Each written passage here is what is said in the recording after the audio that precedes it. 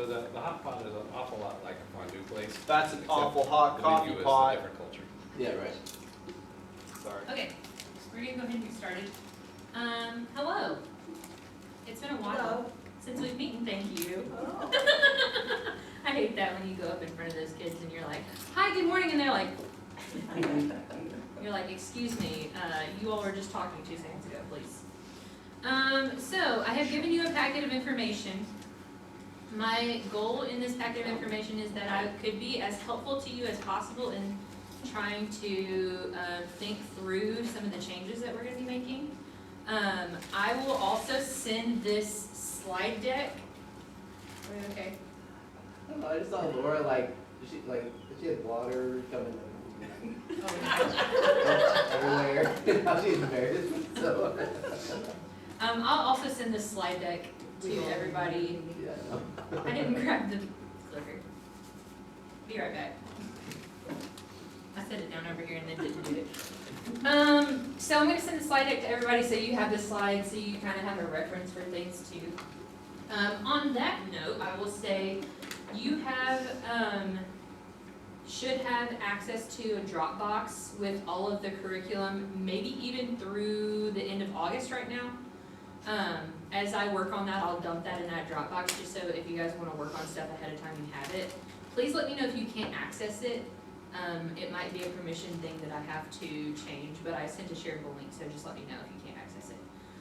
Also, I have sent your way a video that has some basics on how to make slides in Canva, how to make those slides that are specific to kindergarten through 2nd grade and specific to 3rd through 5th grade, with some just helpful tips and tricks in there as well. So again, if you can't access that video, please let me know. Our goal with First Kids, I wish I had this memorized, is to have intentional experiences to help kids know God's Word and live it out each day. That's that's the paraphrase of the kids' vision that I don't have in front of me, but that's the reason we do the slides, that's the reason we put all the time in, and you guys know that because you guys do a very good job of putting your time in and studying and getting stuff ready. So, in your packet, I have our updated schedule first off. The schedule for 9:30 and 11 looks very similar. I know we had some differences before, but we're going to do the same ordering of things in both hours, and that will help continuity-wise when kids transition from 9:30 into 11. And it also helps any leaders who might need to sub in at a different hour kind of have a better idea of what it could look like. Okay, let's see. We did that, check prayer and food, vision. Oh, you know what? It's so funny, I have it on here. So I don't even have to paraphrase it, it's right here. Okay, so First Kids engages kids with the life-changing gospel of Jesus through intentional experiences and partners with families, all to encourage them to love God, know His Word, and live it out. We are not the primary disciple makers of kiddos, but we do take our time seriously that we get with them, that we can pour into them, and that we can help them see who Jesus is and why He loves us so much, and things like that while they're here with us.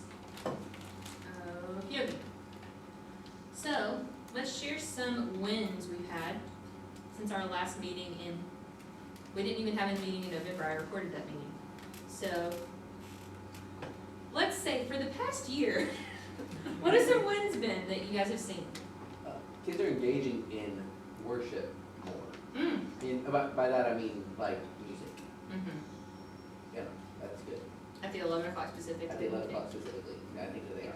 Okay, yeah. You've got a lot of baptisms. Yeah, What about that's cool. Yeah. That's okay. I think we've had a lot of people asking questions too, which is a really cool thing. Like even if they're not making decisions for Christ, they're still asking the questions that lead to the fruit. kids? I feel like kids know more, I would say, church words or Bible words than they have in the past. Like when, like specifically today, like even after saying the word compassion 1 or 2 times, like they were talking about compassion, like Yeah. they could recognize and know what that meant. Yeah. Most of them already kind of knew what the word mercy meant, Mm-hmm. and it's cool. Yeah. The thing that's so hard about church words is a a lot of times the outside world uses church words and they mean something totally different in a cultural context. Right. So like, you know, we talked about love before, what does love really look like, and Kenny kinda touched on that today Judge, too. yeah, right. And judge, like, to culture it means something different than it means in actuality, because we have a standard by which we base everything. Yeah. What are some challenges?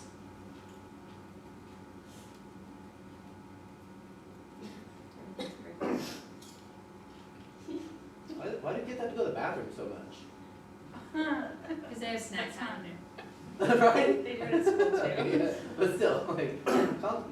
Well, I mean, the 11 o'clock kids especially, they're coming in from small groups where they probably have a snack too, and so they're drinking Capri Suns. It's a fun time in the classroom. Get you out of here. Yeah. No offense. Right. Yeah, no. You're right. Anything else? Seeing none? Okay, so the what and why of building blocks. So we are changing from character development and missions, mainly in title and kind of idea of the why only. So the next page on your sheet is printed curriculum, and it's the updated curriculum. It's actually for this Sunday that we just did, and it's the parable of the Good Samaritan. So this is what our curriculum will look like from now on. I will have at the bottom K through 2 and 3 through 5 all together on one sheet, so we're not having to scroll through multiple sheets of the worship guide. Sensory suggestions will be the same, but if you look on the second page at the building blocks, that's the section that will be changed. Okay, so it's gonna look really scary and big and large and a lot of things. I hear you. I wanted to give you as much information as possible as we get into this. And I'm going to walk through what it looks like in just a minute after we talk through these things. And it's really not as large and scary and big as it looks right here. I understand this is a large chunk. I thought the same thing when I was writing it, but it'll be okay. Okay, so I think it's very valuable. So I need to start off by saying, we will take the same story that is done in the lesson, or the passage that is done in the lesson, and in that time, we kind of started doing this in character development a little bit, but in that time in building blocks, it will be, here's what we're learning, and this is what all checks, points of emphasis, things like that in there. Here's what it looks like to look a little bit closer if we zoom in on who God is and how we see God in the passage. So that's the purpose of building blocks, a little bit more of a pointed view there as opposed to there's a lot you could catch in the lesson section. So we're breaking down the heart of it into what happened in the story, what does this show us about God, how should we change how we live based on that? And that kind of goes back to our talking about also like, what do you notice about people? What do you notice about God? How should you respond? So those three questions kind of drive these questions in saying, there are things we can notice about God, there are things that we can notice about us, and how we need to change based on what we've come into contact with. Alright, so the how. Here are the questions that are in that section. That you guys can read them in this in the what's that called? Curriculum, yes. Section. And this is just a guiding question, is where do we see God in this passage? And so then it breaks down into different kind of chunks of things. So there is like a wonder section, which is like you ask a question for K through 2. Do you think God, and we'll get into that too, do you think God can help people? Is the question for the Good Samaritan. The question for 3 through 5, the think, pair, share would be, hey, with a partner or a group of 3, talk about how you might see God's mercy in this story. And at the very beginning, and I don't know why I'm talking about this like I'm not about to tell you all the details in an actual example, but in the beginning of this, I also defined the word mercy for them so that they could have a context for where they could find it in the thing. So then you get to your Bible story experience, and this is engaging in chunks of scripture letting it breathe a little bit, letting them notice things without us getting to the points we want to make necessarily. And that's just a chunk of time, 6 or 7 minutes or so. Where we are taking those chunks and just looking at them a little bit closer. This, very important, because I think it's very important to read from God's physical word, would be done with a physical Bible, ideally. Next, we're spotting God, and I will give you this leader reframe and noticing about God. And sometimes it's different for K2 and 3-5, but sometimes it's not. But like the thing that we notice about God here is God sees people who are hurt and people that other people might ignore.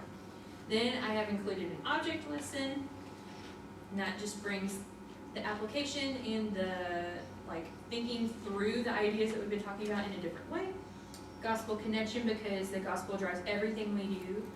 That's the having the intentional experiences with the gospel, coming back here. And everything in the Bible points to the gospel, and we can make those connections for them too. And then the last section is a see. So where did we see the idea that we've been talking about? Can you trust that God is who he says he is and his character is the same? Is pretty much the gist of that, but it varies from week to week. And then who might God be inviting you to notice this week with this idea in your mind? So that is something for them to take away and think about as they're encountering the week. Okay, so with that being said, this is a slide on our schedule flow adjustment that again is at the very beginning of your packet. Stage games, very beginning, welcome and rules. Lesson is 20 minutes, worship is around 10 minutes. Y'all, I need to tell you something. It is so hard to make this actually 10 minutes because songs are so long and short and differentiating. So, this is going to be a little bit more flexible depending on where things are. We may do 3 songs, we may do 2 songs, it just depends. Building blocks is 20 minutes also, and then games are 10 to 15 minutes at the end. Of course, if Kenny goes very long, we have 20 minutes. Kenny goes very short, or if guest preacher goes very short, we may have 5 to 10. So just those things to be flexible with as well. Okay, so now I'm going to teach, like I taught today, what it looks like for the building blocks portion of the Good Samaritan. And I'm going to back up because I like to look at the slides when I'm teaching too, and I can't see if I'm back there. Okay, so how I would talk about this with the kids. Okay. How I would talk about this with the kids would be, so we just talked about the Good Samaritan in lesson, and we talked about X, Y, or Z that the person who taught the lesson talked about. It's important that we are all present during different parts, especially if we're going to build off of each other. So make sure that if you're in the building block section, you're listening to the lesson and seeing what they're doing so you can help those connections be made, and vice versa, just so that we're able to make those connections for them. So let's say like for the 11 o'clock, we take a look at God being compassionate in the Good Samaritan, but now we're going to zoom in a little bit more and see where we see God's character a little bit more in this section. Okay, so where do we see God in this passage? We see him in the mercy, right? God shows mercy and he invites us to show mercy to each other. That was the point from the curriculum right here that I just took. The big truth. And that big truth is also the big truth that's the lesson big truth too. That's the big idea, just a summarization of that. So then I asked them, what is mercy? What is mercy to you? What do you think it looks like? Things like that. And we talked about how mercy is when God does not give us the punishment we do deserve, but instead gives us something like kindness or forgiveness that we don't deserve. And he does this because he loves us. And this would be a good time too, if you're hashing out mercy, if you give an example of what that could look like. So God shows mercy and he invites us to show mercy to each other. So here I've split. Your slides would not look like this because you would not be doing both kindergarten through 2nd and 3rd through 5th unless it is a real rough Sunday. So for the K through 2, I'm actually gonna have you guys be my K through 2 table, and I'll have you guys be my 3 through 5 table. So I want you guys to think about, do you think God helps people, and how do you know that God helps people? And I want you guys in groups of 3 and 2 to think about who you might think God would use to show mercy in the story of the Good Samaritan. You have 1 minute and 30 seconds because I'm making up arbitrary time now. Okay, go ahead.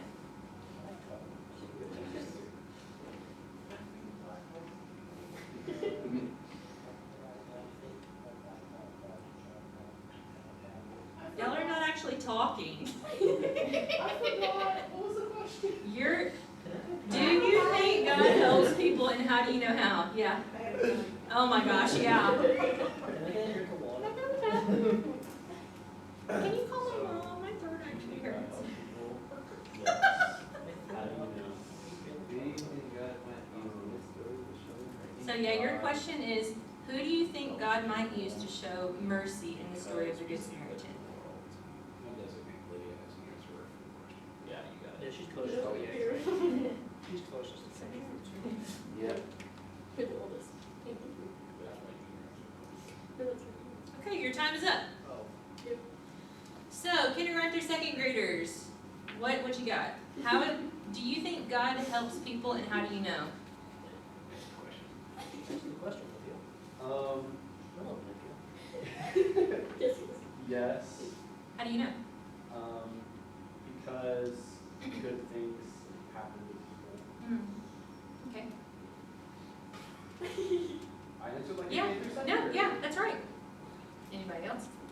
That's where I would give anybody. I'm gonna treat y'all like the kids because this is how I think it would be good for you to learn how to interact too. So I'm gonna treat you like I'm teaching kids, and I apologize. I realize you're full-grown adults. That's after that. So to his point also, I might challenge and say, where have you seen it?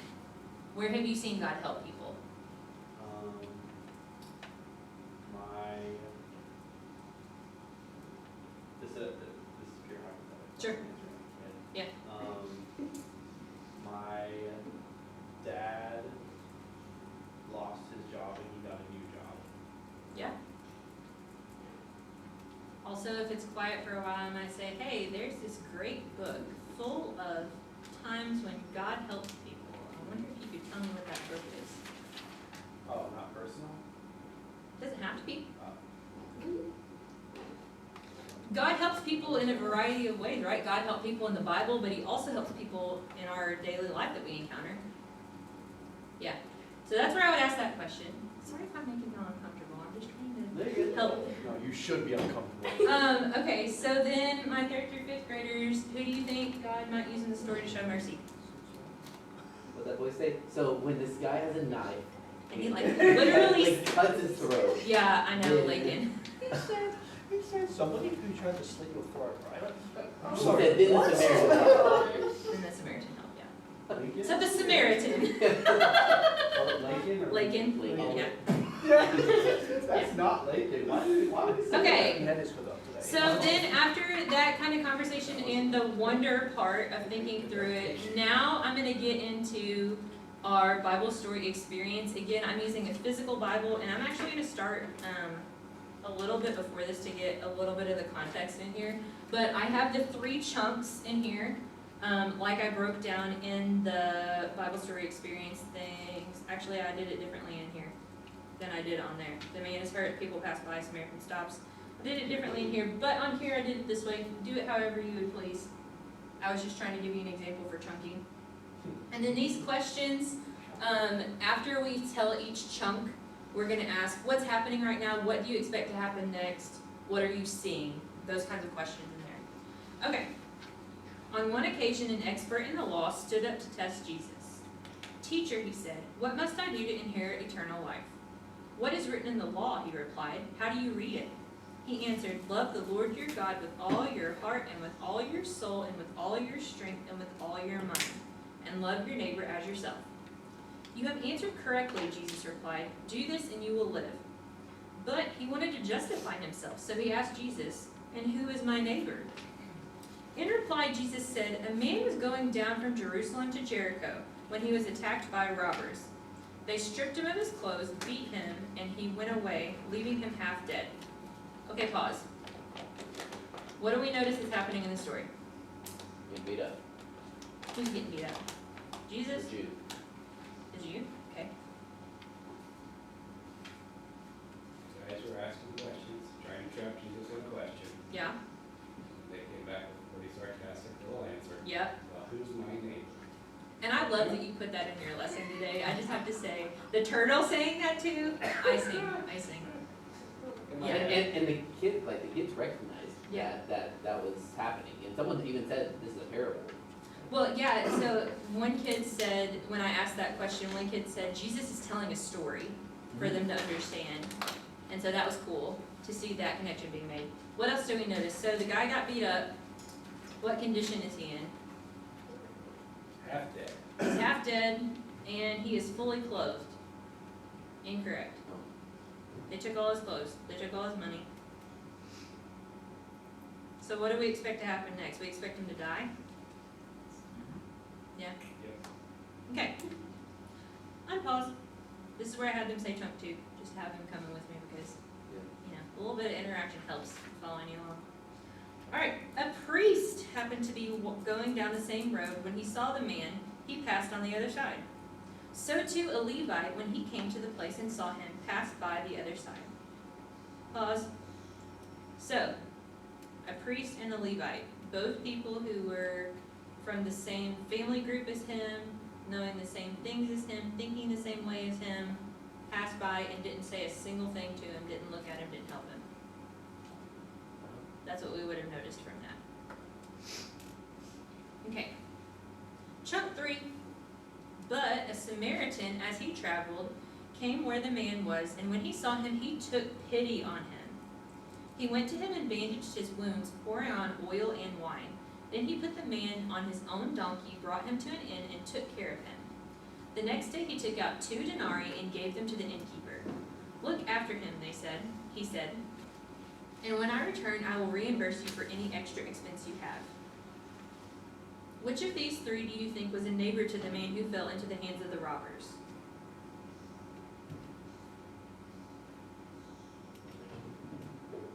That's a question that Jesus asked, but also I'm asking. What? What? The Samaritan, yeah. Sorry. Yeah, that's what he said. Remember. Oh, okay. I Yeah. didn't notice. Yeah. So this would also be a good place to talk about, and I think we talk about a little bit more in the slides going down the line of the thinking things, that the Samaritans and the Jews hated each other because the Jewish people treated the Samaritans so poorly, and called them all kinds of nasty names and treated them poorly. So then there was no expectation that the Samaritan would have helped, and that's what we're about to start talking about. So where do we see God in this passage? This is us taking a look at spotting God. We see God when mercy is shown because God is merciful, and I had them today repeat, God is merciful. And we know what that means from what we talked about at the very beginning. Mercy was shown when the Samaritan helped the sick and hurt man instead of leaving him there like the others did, or hurting him even more. This is also a time to talk about, if you didn't talk about earlier, the relationship between the Samaritan and the Jewish people, and how it really wasn't deserved for him to have favor on the Jewish people, especially for how they were treating the Samaritans. But the Good Samaritan showed God's love and mercy even though he wasn't expected to, and even though the people who were expected to didn't. So this is where the point would be, the noticing about God on your curriculum page. And I want to say something right here. You don't have to make your slides exactly like I make them, but I just thought it was helpful when I was going through to kind of hit those main points, because on a Sunday morning after everything is happening, sometimes I need something to reorient myself to what I'm needing to go through flow-wise, so that's where I have that. So for my kindergarten through second graders, I would talk about how God sees people who are hurt and shows mercy to people. And then for the 3rd through 5th graders, I would talk about how God sees people others might ignore, and he uses unexpected people to show his mercy to others. So then, I would have a Band-Aid and Insta-Cold Pack. What are these things used for? Really boo-boos, right? Boo-boos, yeah. This is more for a boo-boo, I mean, this could be for a boo-boo, but. So in the story we saw that they cleaned up the wounds of the people, and I talked about this too, they cleaned up the wounds and then bandaged them. That would be like us going and washing our wound with water and soap and then putting Neosporin on it and then putting a Band-Aid on it to protect it. I don't like Neosporin. I know.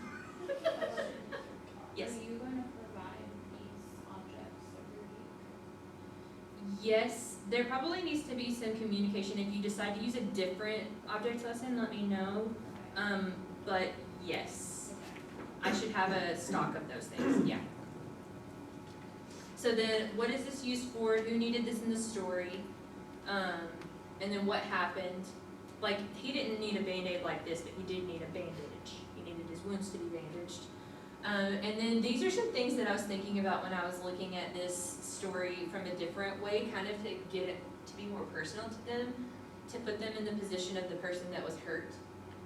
And I had to modify after the first one, because the first hour I said, what if you broke your arm and you couldn't get help, or you broke your leg and you couldn't get help? Until I would be like, well, I just crawl on my arm. And I was like, no, you broke all of your arms and your legs, you're just laying there, you can't do anything. What do you do now? And kind of putting them in the point of view of like, you're hurt, you just got beaten up, everything taken from you, the sun is beating down on you, and two people you thought were gonna help you just walked by you and acted like they didn't even know you. Putting yourself in the position of the man who is hurt, how would that make you feel? And then you see a Samaritan who, oh my gosh, if these people were not nice to me, this guy's definitely not gonna be nice to me, but he actually turns out to help him. And putting them in the story, definitely like, for Rin, she was like, oh yeah, that would be bad, Yeah. you know, like, Yeah, she, like, you're right. she recognized that and it was saving that. Yeah, and especially like developmentally for them, if you can make it more something that they see from their own perspective, it's harder for them to see other people's perspectives. So if you make it about them, not about them in the way that it sounds like when I say about them, but if you put them in the shoes of the person who is experiencing the hardship or the whatever, then they're able to grasp more like, why is it such a big deal that he showed mercy? This is just some guy on the side of the road, why should I care? But if you're that guy, you care a lot more. So putting them in that point of view is really helpful. So what does this show us about God? God cares about people who are hurting or in need, and we can care and help too. The man needed help. God used an ordinary person to care for him, and this is where I talked about how they are all ordinary people. Yes, they are special and that they are made in the image of God, but everybody is an ordinary person, not called by God to be a prophet, not called to be all these different things like they had in the times of the Bible, but we are all ordinary people who are special in that we're made in the image of God, and if we are following Christ, we have the Spirit of God in us. But we can all be used to help people to see God's mercy and love. Then we have our gospel connection. That's our next thing right there. God shows us mercy too. Like the hurt man needed help, we need help because of our sin. As people who sin, we are spiritually sick and even dead, I added here. And need help because we can't save, help, or rescue ourselves from sin. So something that I've found when talking to the kiddos here recently especially is talking to them about salvation like a rescue is a really good way to get them to understand what it means, because salvation seems like such a big daunting word. But when you think about how, like, if you were in a burning house, you need somebody to rescue you, that is a good way to put it, again, like they're in the position of someone who it's happening to, because to say, you're gonna die because of your sins, doesn't sound to a kindergartner like that's something that they even grasp any of the concepts.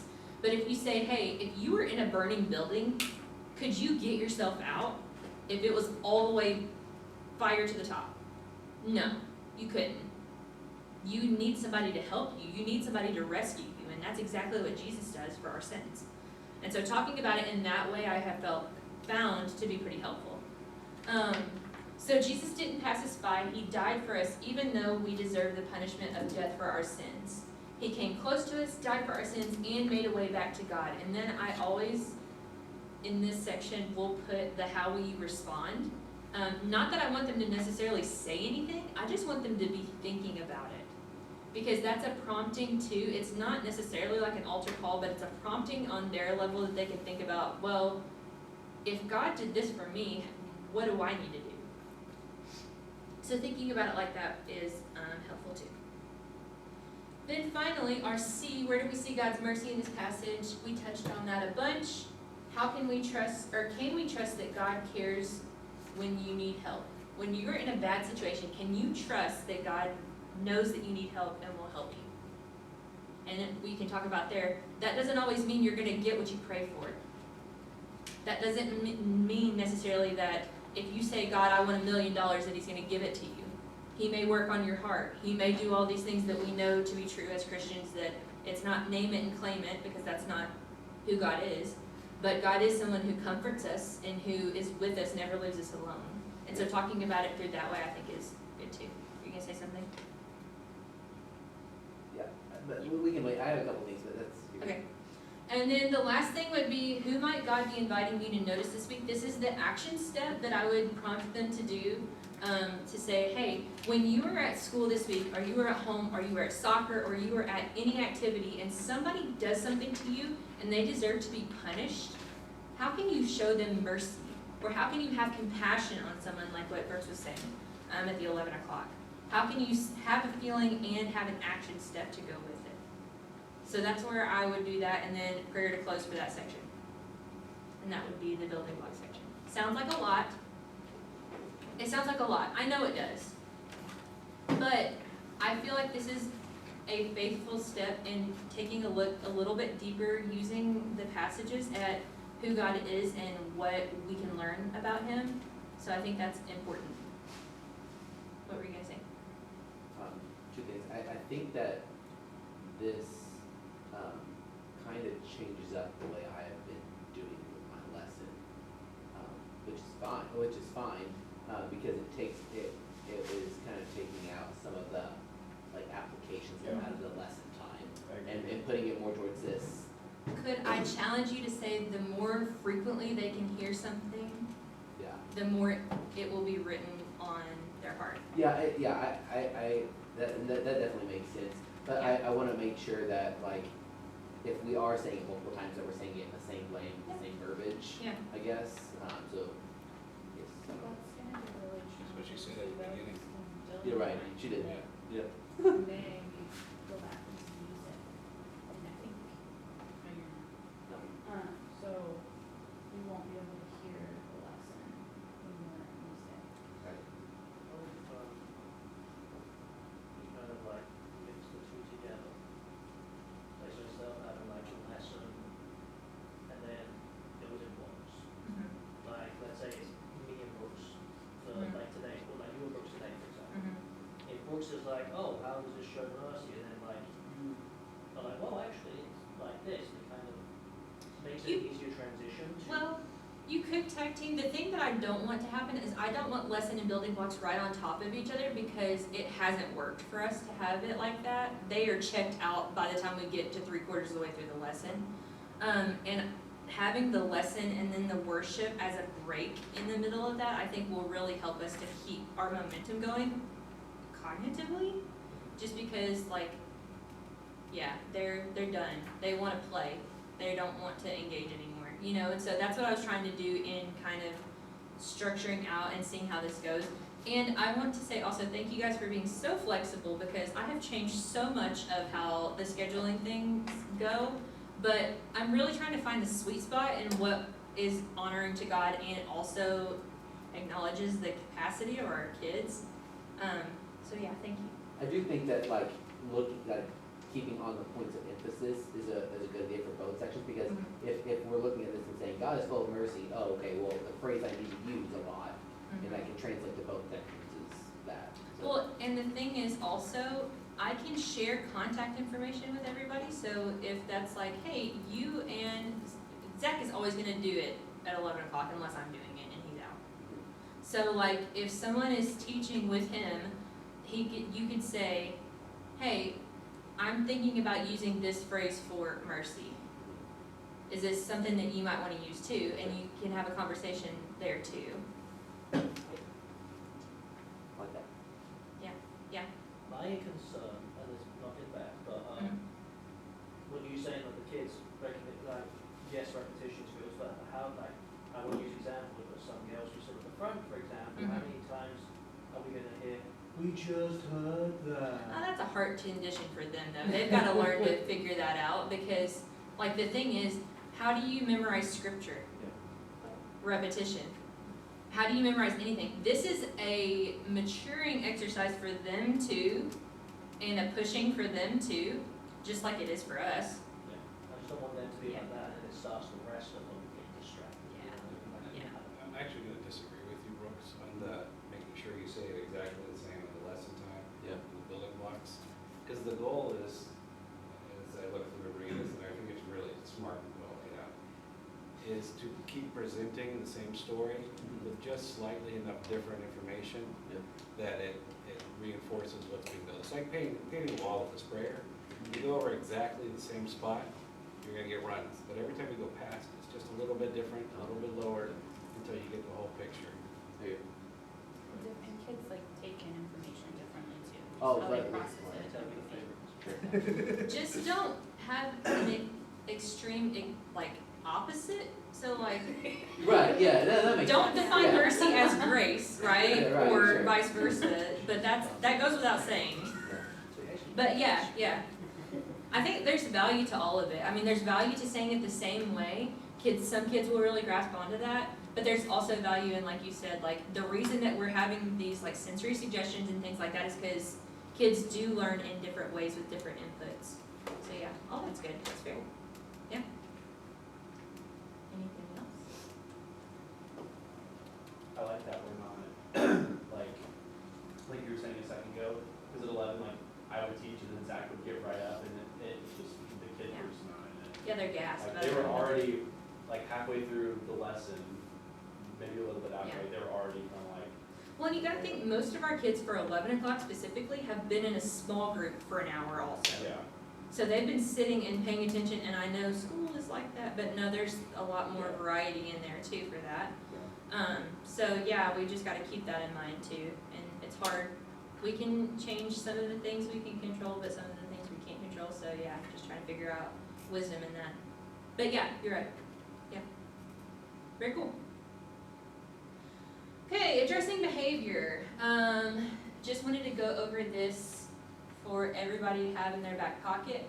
If it's an individual, you can just start getting closer to said individual that may need some correction, or may need to stop talking, or things like that.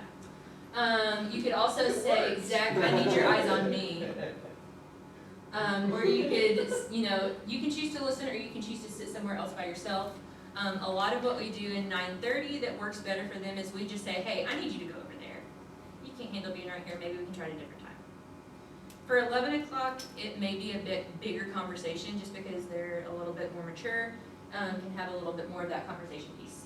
If it is a group situation, we need to start with our group reframe. Hands on top, everybody stop, or if you can hear me, clap once, and do not let up until they are silent for you.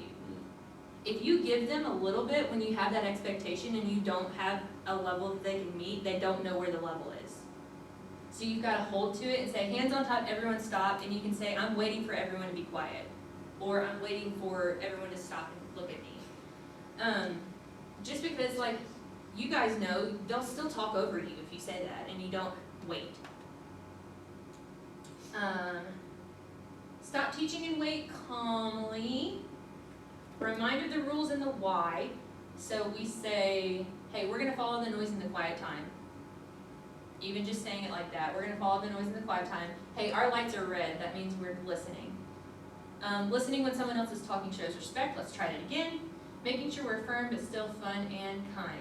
And then the largest indicator of repeat offenses or not in a group is the method of correction, so the way that you correct, the level of expectation, so where's your bar, where's your line that you're drawing, consistency or follow through. If I say, hands on top, everybody stop, and then people keep talking and I keep talking too, there's no follow through, there's no consistency when someone else comes up and says the same thing, and there's no level of expectation that is high enough to where they can do it, they're capable kids. They need the structure, and they need to know where the line is. We need to ask the kids to do what we expect them to do and hold them to it.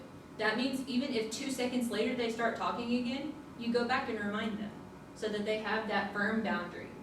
We can't control kids, but we can redirect them and make sure that, this is a learning experience here, right? Like, we want people to learn about the good news of Jesus in here. That's the whole purpose of us doing it. Okay, so let's talk about what's working, what's not. Don't say building blocks is not working because we haven't tried it yet. Why are you looking at me? I'm not trying to look at you, I'm not trying to look at you. The building blocks is one. Okay. Big takeaway, no, I'm just kidding. Anything else not working, or we think we could make some changes to? I mean, not something that we can really control because it basically relies on Pastor Kenny's just time. Mm-hmm. And Yeah. he's, not consistent, it kind of throws us off because, like today, I think he got out a little bit early and we were like, oh, we need to, like we did 4 corners and then we already had people come in, so, oh, we need to quick Yeah. compared to Yeah, it's hard to the know. other day where we like, what was that day? It was just like, It's like 12:30 when he got out. Yeah, it was a snow day, yeah, it was like Yeah. 12:30, 12:40, it's like, Yeah. wow, he was really today, and it's just Yeah. like, I tell you what, I volunteer you to go to Magic Kingdom, that needs to be right on schedule. I will. He'll look at me and be like, okay, I'll take that into consideration. He won't do He won't. I'll say, if you do it, Well, and excuse my also, will. realistically, I don't know that he's thinking about that. No, he's not. But that's Yeah. what I'm saying with us, like you said, with worship and that, maybe it's like, we look at, okay, it's 10, 15, okay, maybe we don't talk for us like 11:30, and Yeah. we do 1 song instead of 3. Right, right. Especially if like lesson goes long, we don't need lesson to go long. I am the biggest culprit of going long on lesson. I am, worst. There's just too much to say, too little time. But, making sure we're sticking to the schedule for sure, love that. I think like, if he's short, he's long, like, the kids hate it, but like, the game is the thing that is Yeah. flexible, like, Yeah. I don't mind cutting out 10 minutes of the game. Right, It's like, I know you don't like it since you're a kid, but like, I'd rather you learn more about Jesus. well, and here's the thing, we're doing stage games at the beginning, so if Yeah. you show up on time, I won't. I'll be called by you. So I take it. Yeah. Like, also incorporate that though, like doing building blocks. I was like blocks for some reason. But, you like, call it whatever you so doing characters and development. Yeah. I can always like towards the end when we're transitioning to the game, like okay, well, like the last piece, like I can't remember what the last thing this day was at the very end. We Mhm. were talking about Samaritan, but I can transition that. Okay, well, because of that, we're going to go into this game, and then we're going to explain the game, kind of just Yeah. smooth it. Yeah, that's good. Yeah, and if we could try to do like if I'm up here for worship and it's building blocks time next, having the building blocks person on stage whenever I get done with worship. Just being ready in that transition time would probably help some of that too. Do it? Oh, yeah. Listen, 11 o'clock, We're asterisk, free for it. asterisk. I just need to spend about 2 hours, learning Oh, how that's to, a mess out. how to actually work the media stuff. I said turn it down, bro, so just say. Turn it up. Yeah. Also, we're praying for more volunteers. If you guys can join me in praying. Brooke was for that. really interested. She said that she had a really good time. Good. And she said that she'll be back next week and Yeah. be talking to you. That's really promising. Yeah, so praying for volunteers, if you guys can pray for in here and in Boost, that would be really helpful too. We've got a lot of kiddos coming into Boost, so be praying about volunteers for those 2 areas for sure. If you know anyone. It's a fun time. Anything else not working? What? No, I was just thinking about what Laura said about having to wash your hands 10 times a day. Oh. He had his hands in his butt crack on. Oh, no. Yeah, it's, he had a bad bite. Oh. But they did not smell very well. I feel like I have that smell all over me. It comes with the territory. Yeah. Pray for volunteers. Yes. For sure. We'll edit that part out of it. No, I'm just kidding. Awesome. Anything else not working? Anything we need to dream for the future in our training? Anything anybody would like to know more about that I can help you with? I don't have to help you right this second. You could be like, hey, I would love to know more about this, and I'll do some research and maybe we'll do a thing about it. Also, it's okay if the answer is no. Okay. So, what's your biggest takeaway from today? How are you going to apply it? This is not a rhetorical question. A long time. Yep. I think just being more intentional. I know like it's always good to be more intentional with the kids, Yeah. but also like in the time that you spend in what you're doing, whether it's lesson or building blocks or worship. Because sometimes I can kind of get stuck in the loop, like, all right, I'm just teaching a lesson, like, but it's like, okay, well now that there's building blocks, I know that's coming after. What can I do to assist the person doing that and Yeah. set them up for success? Yeah. And not just being like a standalone type. Right. Hey guys, here's the lesson. Here's how you can apply it. All right, I'm done. Next thing. Yeah. Like the continuity and Yeah. making sure that it all flows. And I like use that big word. I really proud of myself for Continuity, that. Yeah. Well, and we're all one team anyway, right? So Yeah. like, it's good to act like it when we're doing stuff too. Yeah. Lydia, what do you got? Help. Help. Even though my reports at the end to help engage the kids. Yeah, that's good. Something that's good news for you and good news for anyone who helps with games is I have a set of about 12 of these boxes of staged games and closing games that we will rotate through from now on after we get through the thing specific. So you will know what's going on because you will have done it before. You here for bacon? I think bacon is in there. Yeah. Bacon James is original. I'm scared to play bacon without you here because I'm scared I'm gonna mess it up. It's okay. But they Yeah. have that. Well, I don't know that some of these third graders know it. I don't even know it. It's like Oh, Lydia doesn't even know It bacon. was, yeah. Grace and Bell named it. Yeah. It was a pretty fun thing. What else? What other takeaways?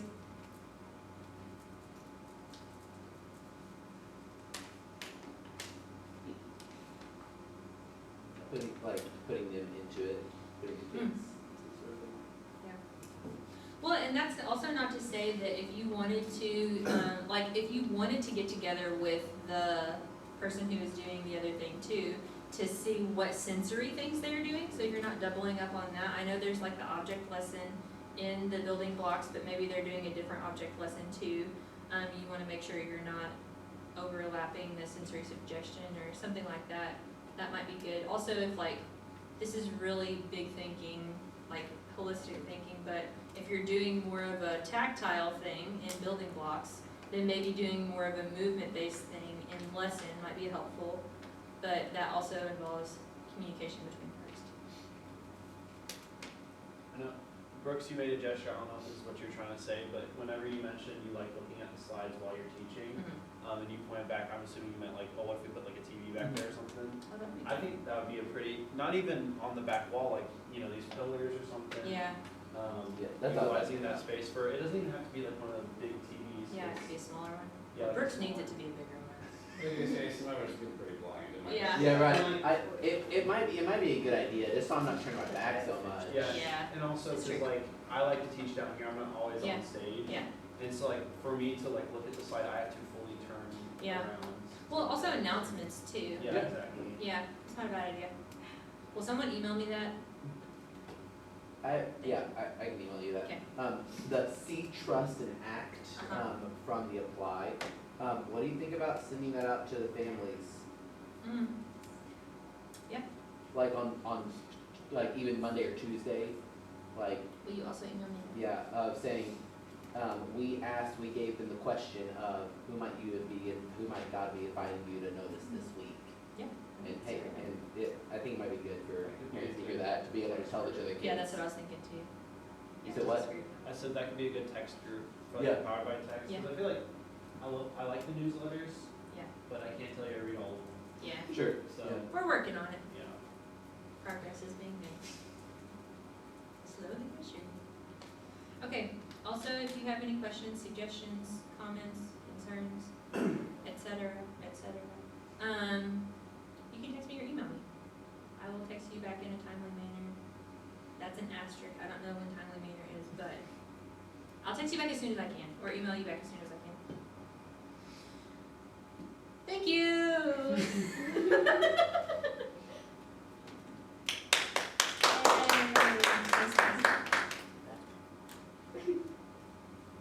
Okay, Bada bing, bada boom. Powered by Text, is that what it's called? Yeah. Yeah, so it's like a, it's